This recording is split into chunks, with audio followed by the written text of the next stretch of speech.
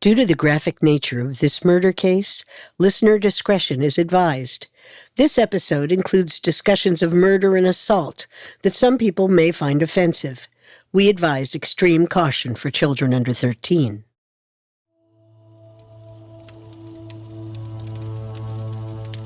In the summer of 1965, 12-year-old Mark Frost sat in front of a crackling fireplace. His grandmother, Betty, was beside him, her face grave. She spoke slowly, retelling a legend that sent a shiver down young Mark's spine. Just a few miles from Betty's cabin, a terrible crime had taken place. Some details had been lost to the years, but she remembered others clearly. It was 1908. There had been a young, beautiful woman. She died mysteriously, and her body had been found in the nearby Teal's Pond.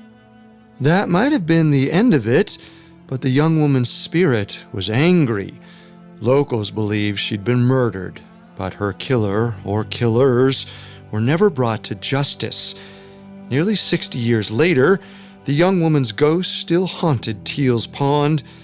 If Mark ever went down there alone, he might run into her, and she might take out her fury on him. The night he heard this story, 12-year-old Mark shivered with fear. But over the years, his terror turned to fascination. He learned more about this woman. Her name was Hazel Drew, and she was known around town as a kind, smart, and respectable young adult. But Hazel Drew also had secrets. This secrecy inspired Mark. Over 30 years later, he sat down with director and artist David Lynch. Together, the two men wrote the television show that would become a cult phenomenon, Twin Peaks. Its main character, Laura Palmer, was a lot like Hazel Drew. Publicly, both women were young and innocent, but behind closed doors, they were something else entirely. They lived double lives, ones that ended with their violent and mysterious deaths.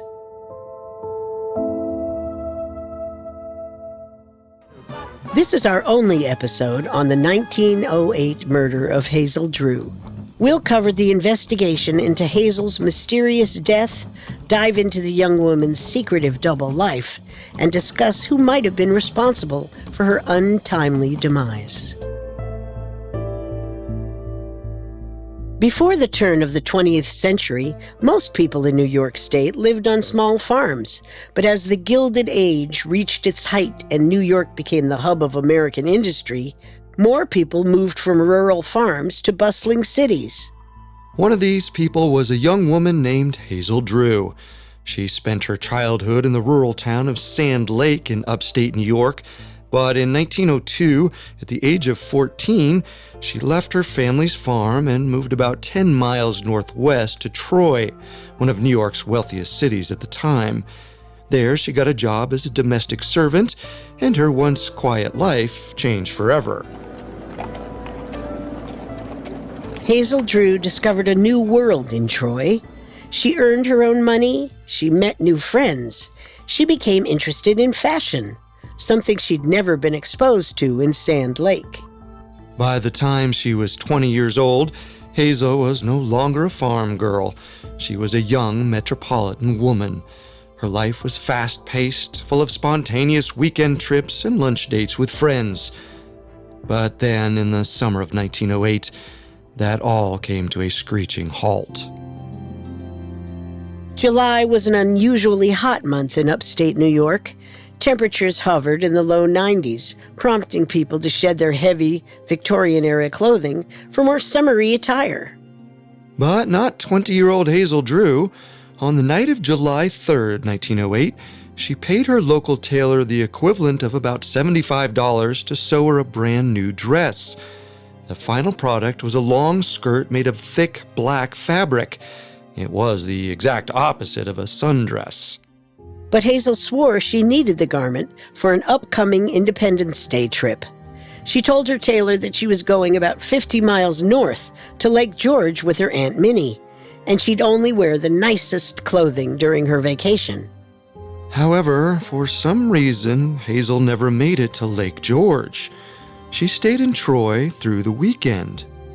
And on Monday, July 6th, Hazel started acting strange. That morning, she awoke in her quarters at the home of Professor Edward B. Carey. Professor Carey and his wife employed Hazel as a domestic servant and governess. She took care of household chores and occasionally helped teach the Careys' children. But that Monday, Hazel didn't feel like working. She got out of bed late and walked down the stairs, still half asleep. Oh, Hazel, you're up. Uh-huh. I've got a basket of laundry sitting by the basin. I need the children's clothes washed and dried as soon as possible, if you don't mind getting started on them. No thanks. Are you all right? Me? I'm fine. I'm just not going to do the laundry. In fact, I'm not going to do anything here anymore. I'm quitting, Mrs. Carey. Did one of the children say something to offend you? I'll set them straight right away. No, it's nothing like that. I just don't want to work here any longer. But why? Have you told Edward? No, I figured you could do that. I'm just going to pack my trunk and have it sent to my parents' house. I'll be gone by lunchtime. But thank you for everything. Well, okay. We'll miss you. Let me give you your last week's wages. Hazel took the money, a little over $100 today. She went back to her room and packed most of her belongings into a large trunk. She also packed a separate suitcase. Even though it was blazing hot outside, Hazel put on her brand new black dress, the one she'd supposedly had made for her trip to Lake George. She pulled her blonde hair into a loose bun and tied a pink ribbon around her neck. Wherever she was headed, Hazel made sure to look fashionable. Then she called a carriage to have her trunk delivered to her parents' house in Sand Lake, about 10 miles away. Normally, a person would ride alongside their luggage to make sure nothing was stolen, but Hazel seemed unconcerned about her trunk. She didn't ride in the carriage, but took off on foot from the Careys' home, carrying nothing but her suitcase, purse, and wallet. Hazel made the short walk to her Aunt Minnie's house across town. When she knocked on Minnie's door, it was approximately 10 a.m.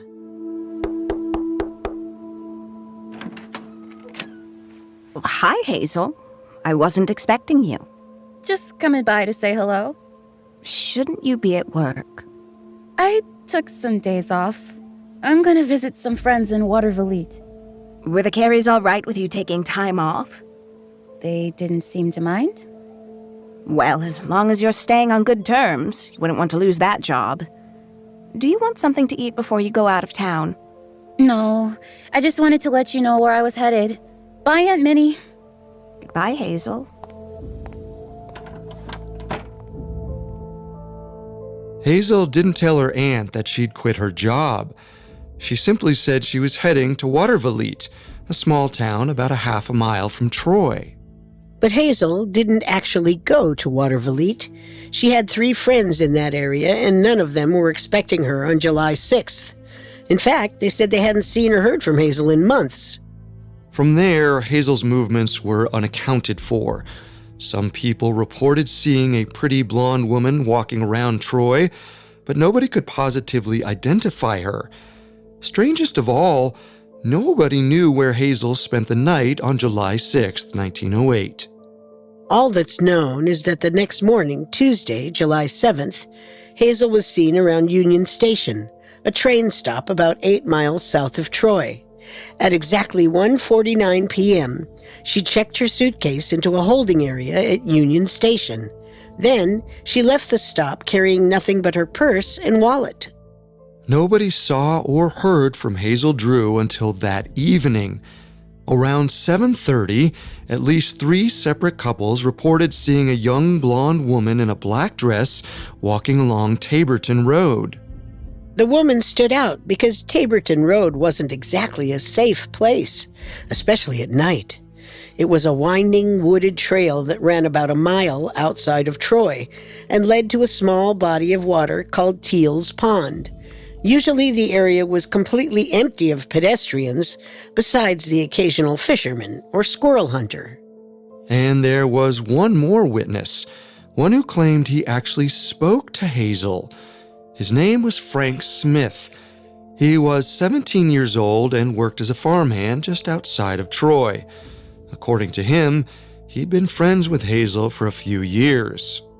Frank was riding in a carriage with another man, a 35-year-old charcoal manufacturer named Rudolph Gundrum, when he saw Hazel on the road.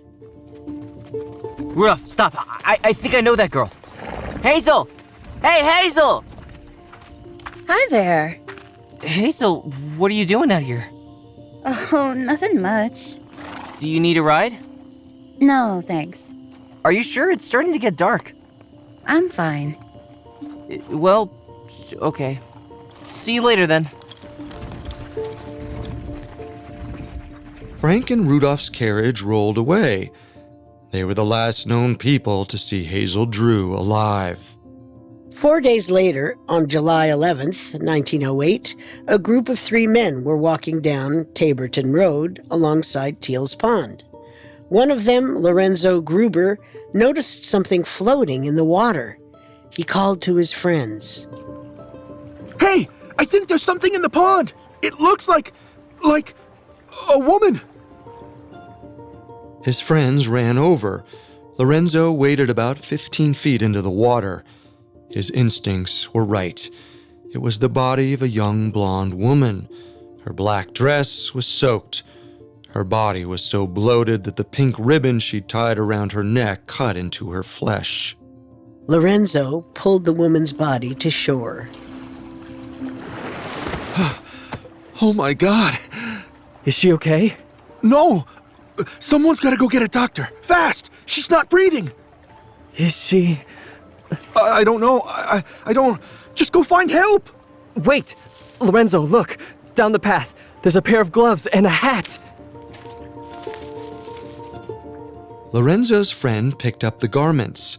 The gloves looked expensive, and so did the hat.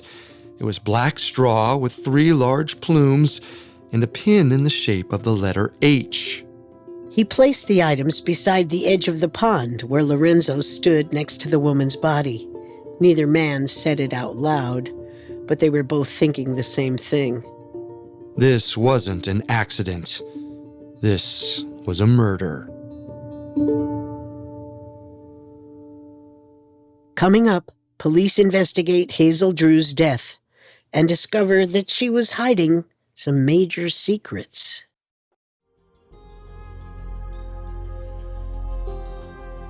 On July 11th, 1908, 3 friends found a young woman's body floating in Teal's Pond in upstate New York. One man, Lorenzo Gruber, stayed near the scene while the others went to find help. Lorenzo's friends walked up Taborton Road, a winding rural street. They told everyone they passed that they'd discovered a corpse in Teal's Pond.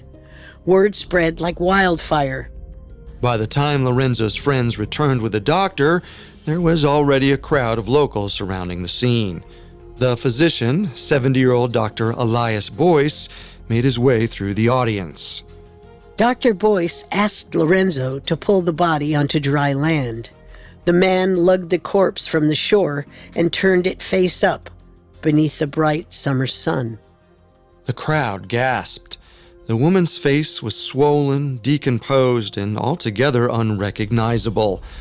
Dr. Boyce confirmed what Lorenzo and his friends had already been thinking. The woman's death was almost certainly the result of foul play. A doctor wouldn't be enough. They needed to call the police. A little while later, District Attorney Jarvis O'Brien and County Detective Duncan Kay arrived on the scene.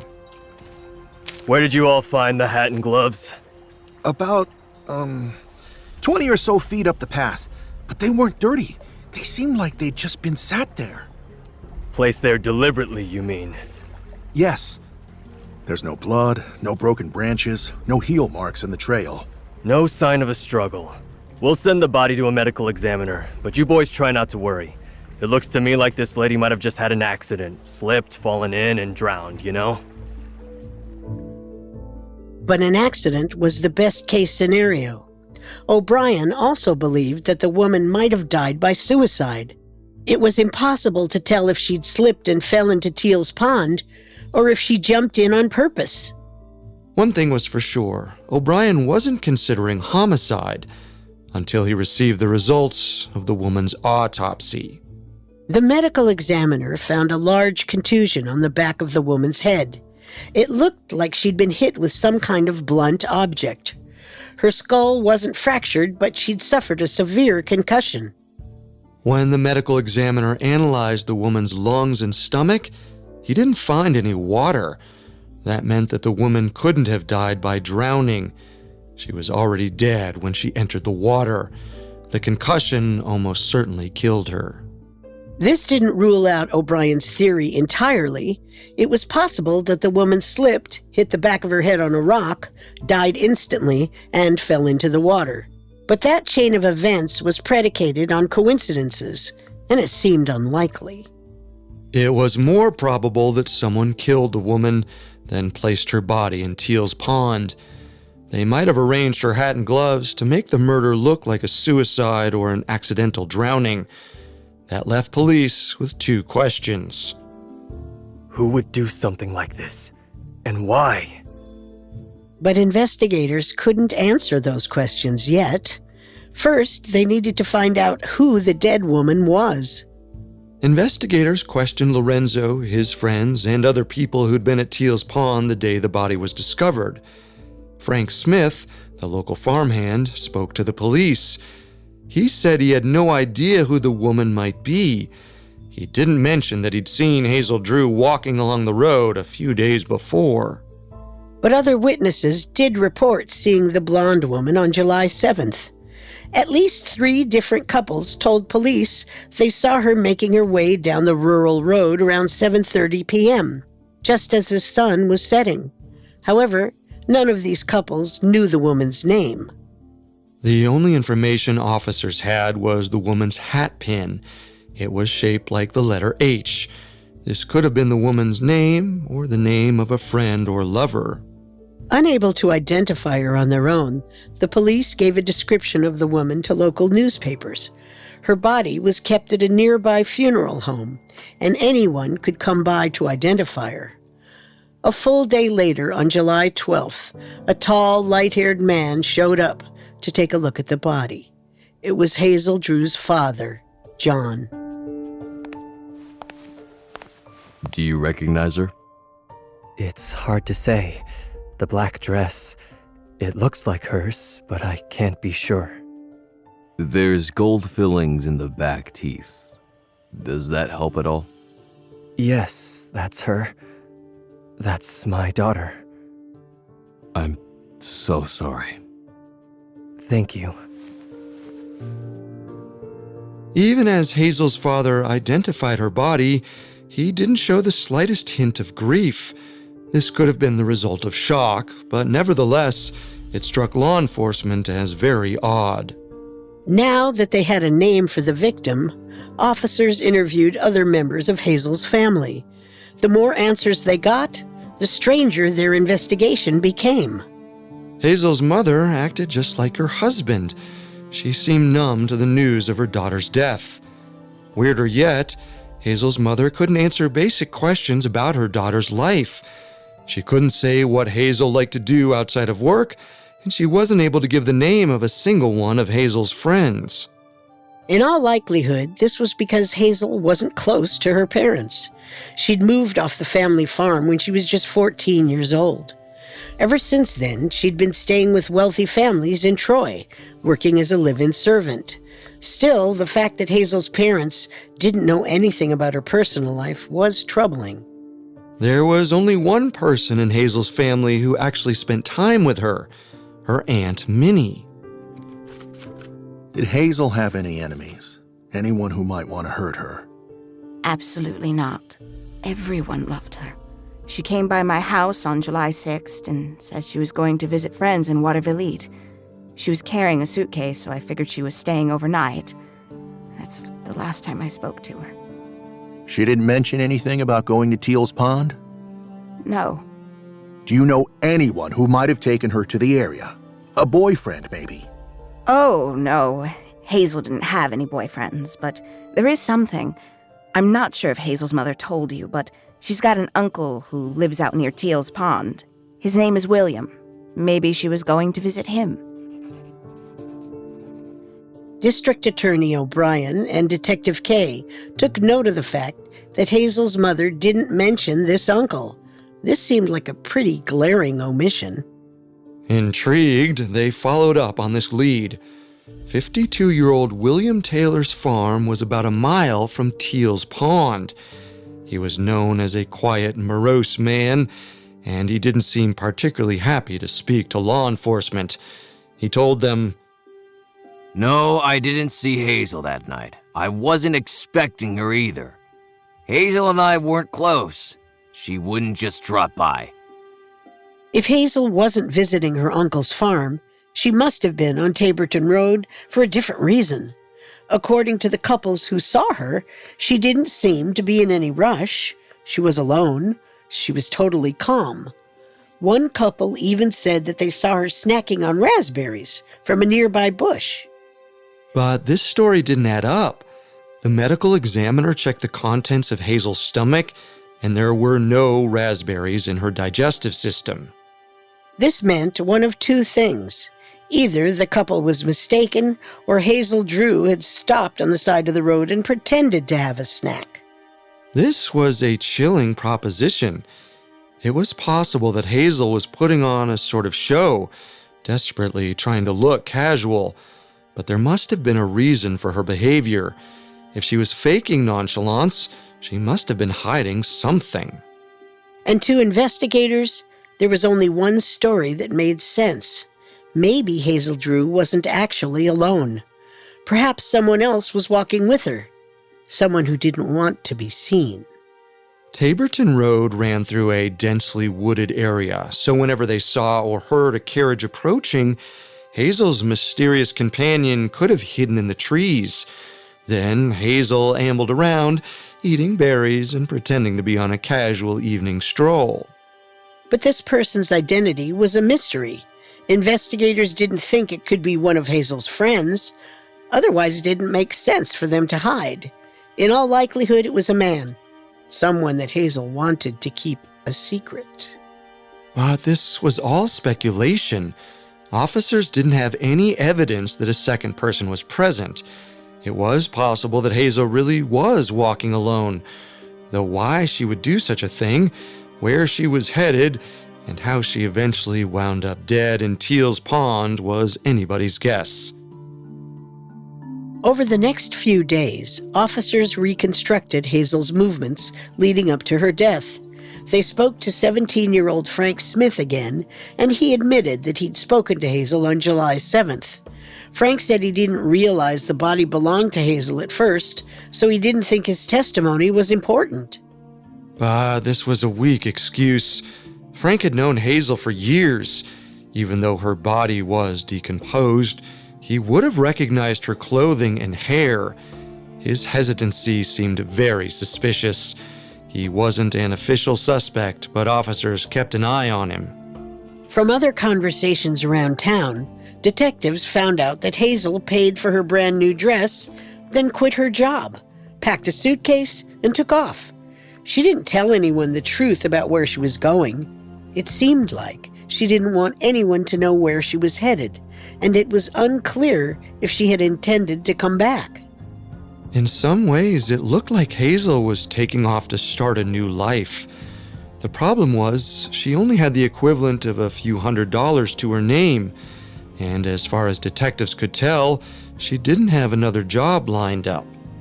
If Hazel intended to move somewhere, she was taking a huge leap of faith, or she was meeting someone who had the money to support her. To figure out Hazel's intentions, officers needed to know what she was carrying with her. On July 16, 1908, detectives found her suitcase at Union Station, and it broke the case wide open. The suitcase only contained enough clothing and toiletries for a single night. This was a major clue. Wherever Hazel went, she didn't plan to stay there long. In all likelihood, Hazel wasn't trying to start a new life. She could have just been planning to spend the night with a friend or family member. However, detectives found something that suggested her outing wasn't simply casual: a silk robe. Hazel wasn't from a wealthy background. To someone like her, a silk robe would be an expensive garment reserved for special occasions. It almost certainly suggested some kind of romantic liaison. Police now felt certain that Hazel was meeting up with a boyfriend or a lover, someone she wanted to keep a secret. But the problem was, Hazel kept her romantic life under wraps. Nobody could name a single person she might have been dating, at least not at first. On July 18th, one of Hazel's friends finally broke. Her name was Mina, and apparently she was one of the few people that Hazel trusted. I'm sorry. I'm really shaken up. I didn't realize what Hazel had gotten herself into. It's all right. Just tell me what you know. You said Hazel had a boyfriend? Hazel had boyfriends. I couldn't tell you how many. She once told me that she had so many men lined up she could get married anytime she wanted. But she didn't want to. She did. Once. She was engaged to a dentist. Engaged? Uh-huh. I don't remember his name, but they were engaged for about 2 years. Then one day he just up and left her. Ever since then, she's been completely against getting married. She likes to have men around, though. You know what I mean? I think so, yes. So, what I'm saying is, well, it could have been anybody. I don't know who she was going to see. It could have been a boyfriend, a neighbor, a stranger. I don't know. This turned the investigation upside down. Hazel didn't just have one romantic interest, she had several. Everyone believed that she was uninterested in dating, but in reality, she was living a secret life, one that included too many men to count. In all likelihood, Hazel was either walking down Taborton Road with someone or was there to meet someone. She took pains to keep this person's identity a secret. Hazel might have inadvertently protected her own killer. Police didn't know what to do. Although it seemed unlikely, it was still possible that Hazel was walking alone. And even though it would be a huge coincidence, the possibility that she'd slipped and fell couldn't totally be ruled out. Still, foul play seemed like the most likely answer, and police hadn't managed to nail down any suspects. Hazel's killer might have been one of her boyfriends, or even the dentist she'd intended to marry. But maybe detectives were on the wrong track. All through their investigation, Hazel's family had seemed off. Her mother and father didn't know anything about her personal life. Her Uncle William, the only relative whose home she could have been heading to, seemed shifty. And there was still Frank Smith, who'd conveniently forgotten to tell police he'd seen Hazel on the night of July 7th. Police had too many options and not enough evidence. Near the end of July 1908, they decided to hold a public inquest into Hazel Drew's death. It was their last-ditch attempt to find answers. But it ended up raising even more questions.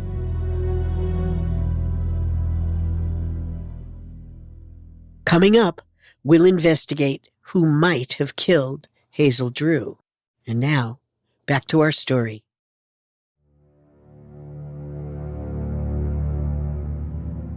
Throughout July of 1908, authorities in Troy, New York, investigated the death of 20-year-old Hazel Drew. The young woman's body had been found in Teal's Pond, a small body of water off of Taborton Road. After nearly 2 weeks, District Attorney Jarvis O'Brien and County Detective Duncan Kay hadn't established any real suspects. According to her friend Mina, Hazel Drew had numerous boyfriends. She could have been walking along Taborton Road with one of these unnamed lovers.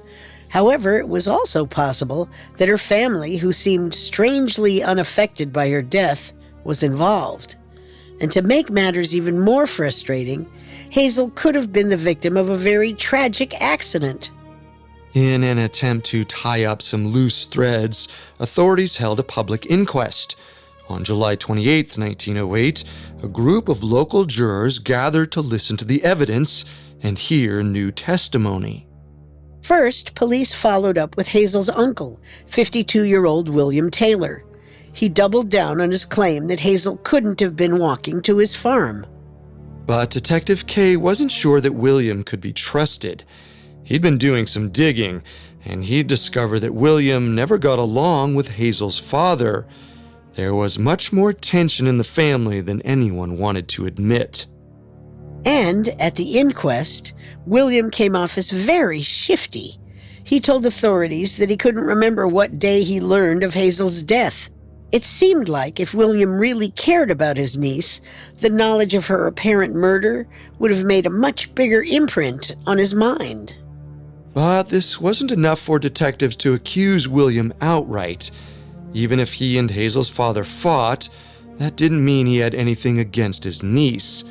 Plus, there was another new piece of evidence, something that added an even bigger twist in the case. A local man named William Huffey came forward. He claimed he'd seen something suspicious on July 7th, the night of Hazel's death.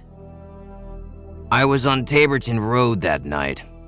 When I went by Teal's Pond, I saw a man standing there, sort of lingering. Could you say what the man looked like? No, it was dark. I could just see an outline. He was average height, maybe a bit skinny, and a little further up the road, a carriage was parked. There was another man inside, just sitting there. I had the feeling he was waiting for the other man. It was all very suspicious. William Huffey's testimony was interesting, but it seemed incomplete. He claimed to have seen one man near Teal's Pond and another waiting in a carriage up the road. He said they looked suspicious, but he couldn't give any identifying details. But Huffey didn't have any reason to lie. The focus of the inquest shifted to figuring out who these two suspicious men might have been. There seemed to be only two possibilities. Either the men were strangers who'd yet to be identified, or they were 17-year-old Frank Smith and 35-year-old Rudolph Gundrum. Frank Smith admitted he'd been riding in Rudolph's carriage on the night of Hazel's death. Although he wasn't upfront with the information, he eventually told police that he'd spoken to Hazel as she made her way down Taborton Road. According to Frank, Hazel didn't say where she was going or why. But maybe Frank hadn't been entirely truthful. Perhaps something had happened between him and Hazel, something that ended with the young woman's death.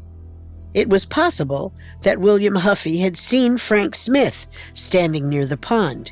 He might have disposed of Hazel's body while Rudolph waited in his carriage up the road. But this story didn't exactly track either. Huffey said he didn't hear any commotion, and police didn't find any signs of a struggle near the scene.